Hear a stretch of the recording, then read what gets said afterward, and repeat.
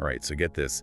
Today we're going deep, really deep, into the whole Donald Trump thing, how he got to be so successful. Yeah, it's a story everyone's got an opinion on. But you gotta admit, it's one heck of a ride, right? Totally. We've got these two documentaries, Donald Trump the Outlier and Donald Trump, the controversial billionaire. And they don't exactly see eye to eye. No, they don't. They look at his journey from real estate to that reality show thing to, well... To the White House. Exactly. You know, one thing that really struck me is that Trump doesn't fit the whole rags to riches story. He wasn't exactly born poor. Right. But his success wasn't a sure thing either. So how did he get from where he started to, well, such incredible success? That's what we're trying to figure out. It's not just about the money, is it? It's those moves he made, the image he built, the whole persona. Absolutely. And speaking of starting points, both these documentaries, they both talk about his childhood, growing up in Queens. Yeah, and the huge influence of his dad, Fred Trump. A big-time property developer himself, right? Oh, yeah. Fred taught Donald a lot, instilled some pretty specific values in him. Work your tail off, never give up, and only one winner. Kind of like a winner-takes-all kind of thing. Exactly. That's the bedrock of everything Trump built. It's pretty amazing how those early lessons keep popping up throughout his career. Whether he's closing deals in Manhattan or running the show on The Apprentice. Precisely. And there's this one part in The Outlier that really got to me. They talk about Donald getting shipped off to military school when he was just 13. Oh, wow, 13? Yeah. The documentary makes it seem like it wasn't just about discipline, but almost like a boot camp for leadership. Learning how to handle power. Exactly. That's really interesting. Military school, it's all about hierarchy and, well, doing what you're told. Right. It probably just reinforced everything his father was teaching him. That's where he really learned to project authority, you know? Command attention. Yeah, and maybe even spot weaknesses in other people. It's almost like he was prepping without even knowing it for the boardroom battles and all those political clashes that would define his future. It's true. It all connects in a way. And speaking of those battles, the controversial billionaire really gets into Trump's first projects in Manhattan. The Commodore Hotel makeover, that whole thing. And Trump Tower. That was a huge gamble, wasn't it? A huge gamble. These weren't just buildings, they were statements. Bold moves. He wasn't going to play by the old New York real estate rules. He went after tax breaks, challenged the whole system. And he turned his name into this brand, you know? Luxury, success, the whole package. He knew image was everything in Manhattan, and he played that game like a pro. He did, he really did. And he used his father's connections to get a leg up, too. Oh, really? The documentary talks about how Donald got his dad to loan him $1 million to get started in Manhattan. Wow. Family ties. Talk about family ties, right? But it wasn't just family. He also brought in Roy Cohn, that lawyer, as a mentor. Oh, Cohn. That's a whole other story. The controversial billionaire paints Cohn as this, well, crucial figure who shaped Trump's whole approach to business and even politics. Cohn was, let's say, aggressive. He knew the law inside and out and knew how to work the system. He taught Trump that there's no such thing as bad press. Turn controversy into power. But, you know, before we get too deep into Cohn, I think it's important to remember Trump's personal life during all of this. His marriage to Ivana, their ambition, how they worked together to build the Trump empire. It was a real partnership. Driven by ambition, maybe even more than love, sometimes. It makes you think, doesn't it? How much did that relationship contribute to his success? Yeah, it really does. Seems like Trump was always running at full speed, pushing limits, aiming for the next big win in every part of his life. So we've got young Trump absorbing his father's lessons, getting that leadership training under pressure, and then jumping headfirst into the Manhattan real estate scene. And through it all, building this public image that's as much about the show as it is about actual accomplishments. But this is just the beginning, right? Oh yeah, just the foundation. We haven't even gotten to how he went from real estate tycoon to a full-blown media star. And that's where we'll pick up next time. Get ready for the Trump show, because things are about to get really interesting. He was ahead of his time, wasn't he? It's like he knew the power of media, how to get people talking, way before social media even existed. Yeah. So let's dig into that transformation, that whole Trump show idea you mentioned. Both these documentaries, they make it clear how he switched gears, going from real estate big shot to this media personality. It was a smart move. He figured out that being in the spotlight, even if it was for the wrong reasons, could be a good thing. Definitely. And The Art of the Deal, that book was a big part of it. Right? Huge. That book, part memoir, part business advice, was a bestseller. It took him to a whole other level of fame. Made him the ultimate self-made success story. The master negotiator. Exactly. It solidified that Trump brand, made it even bigger. But the controversial billionaire points out something interesting. Some people, critics, they questioned how accurate the book really was. Oh, really? Said he maybe downplayed some of his setbacks, made his achievements seem even bigger. That's interesting. That whole thing, blurring the lines between what's real and what's not, using exaggeration to build up this larger-than-life image. It's a theme that comes up a lot with him. It's a strategy that worked, though. Oh, absolutely. He understood how stories work, the whole American dream thing. And he played it perfectly. He did.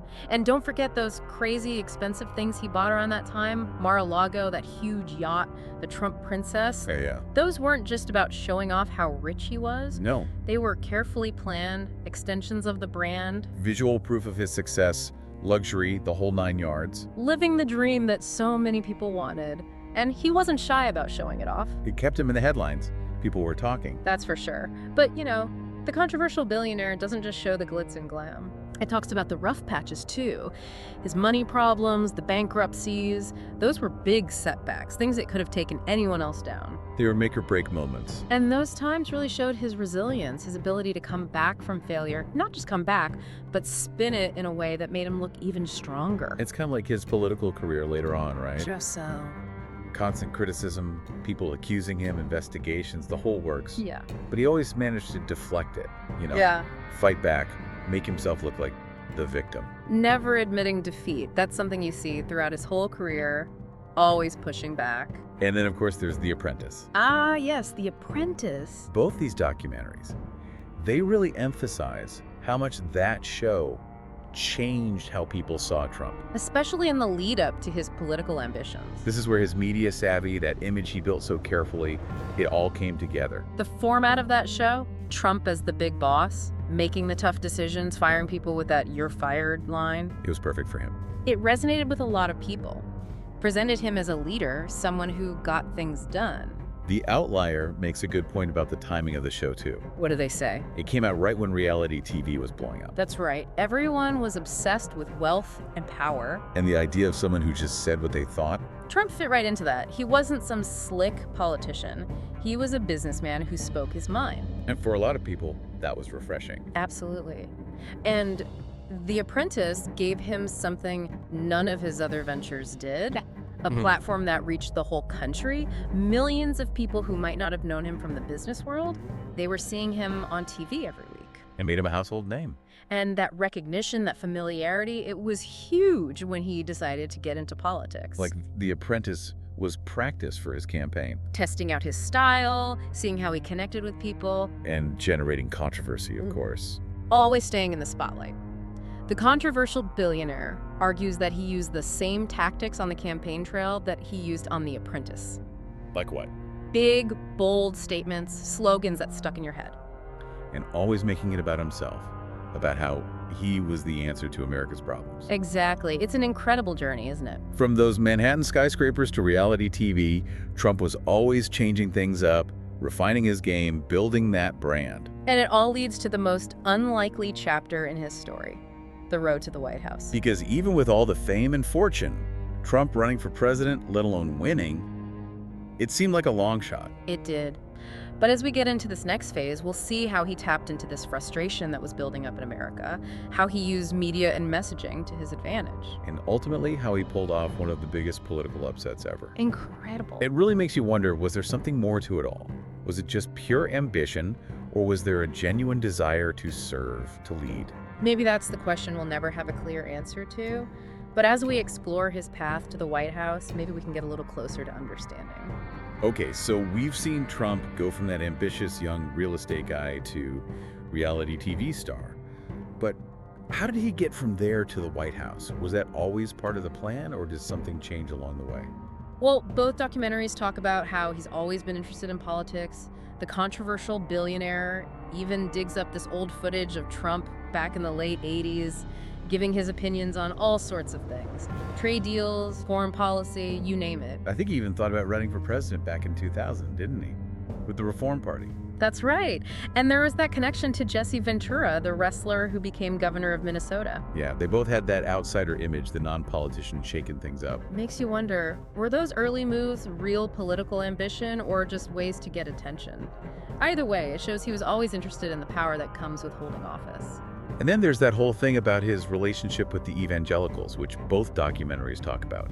That seems kind of surprising, doesn't it? It does. Trump, with his multiple marriages, the lavish lifestyle, he doesn't seem like the typical candidate they'd support. No, he doesn't. The Outlier really gets into that, how he managed to connect with them. They focus a lot on Pastor Paula White, his spiritual advisor. Oh, right, Paula White. She was a big name in the evangelical movement, and her support for Trump was huge.